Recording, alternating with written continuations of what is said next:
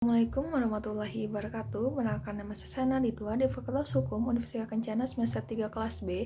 Di sini saya akan mereview materi yaitu pada minggu kelima, Hukum Pidana Lanjutan, yang dosen pengampunya adalah Ibu Profesor Dr. Hajah Heni Nur Aini SMH dengan asisten dosen Pak Dr. Emrandi Aridayandi SMH.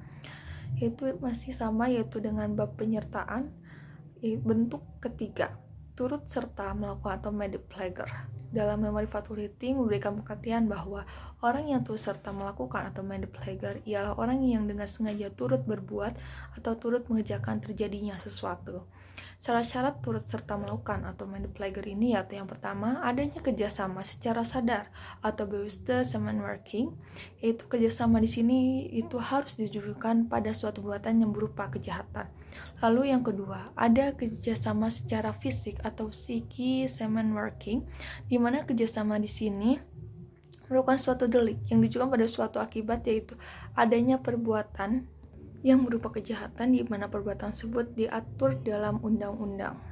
Lalu ada bentuk keempat atau penganjur atau outlawing, yaitu orang yang menggerakkan orang lain untuk melakukan suatu tindak pidana dengan menggunakan sarana-sarana yang ditentukan oleh undang-undang.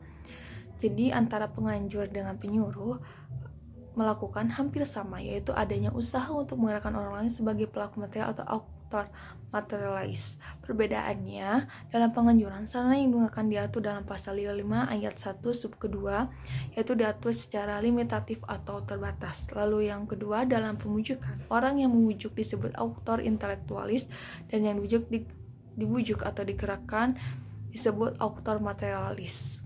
Pelaku author materialis yaitu pelaku yang dapat dimintai pertanggungjawaban hukum atau pidana karena melakukan sebuah kejahatan karena disengaja. Dalam menyurat melakukan atau down plagiar, sarana untuk menggerakkan itu tidak ditentukan atau tidak terbatas atau tidak limitatif. Lalu dalam menyuruh melakukan, orang yang menyuruh disebut manus domina, sedangkan orang yang disuruh yaitu disebut manus ministra. Pembuat material atau manus ministra tidak dapat dipertanggungjawabkan secara hukum atau tidak dapat dipidana karena tidak mempunyai kehendak. Syarat-syarat pidana bagi penganjur yaitu yang pertama, ada kesengajaan untuk menggerakkan orang lain untuk melakukan perbuatan yang dilarang. Yang kedua, menggerakkan atau menganjurkan dengan daya upaya atau sarana-sarana dalam pasal 55 ayat 1 sub 2. Lalu yang ketiga, pembuat material tersebut dapat dipertanggungjawabkan secara hukum atau dipidana.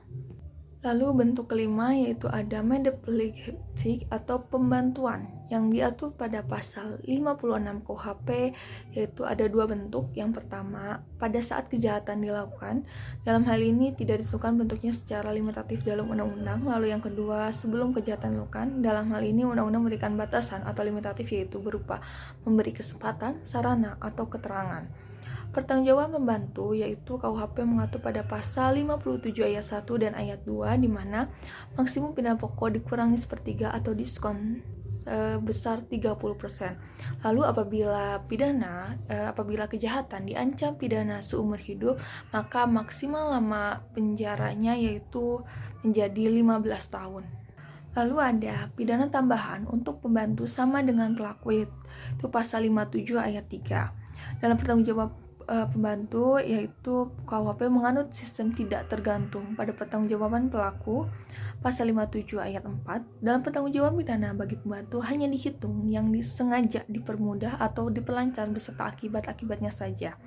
Pasal 58 KUHP mengatur mengenai kualitas pribadi yang dapat menghapuskan, mengurangkan atau memberatkan pengenaan pidana bagi pelaku tindak pidana. Ada penyertaan dengan kealpaan atau culpus delinquens, yaitu tindak pidana disebabkan karena kealpaan pada prinsipnya tidak dapat dipidana karena tidak mempunyai unsur kesengajaan. Misal, ketika si A memberi gunting kepada si B yang kata si B itu untuk menggunting kain, ternyata oleh si B malah digunakan untuk melakukan kejahatan. Di sini si A tidak termasuk membantu untuk melakukan kejahatan karena si A tidak mengetahui bahwa ternyata gunting itu disalahgunakan.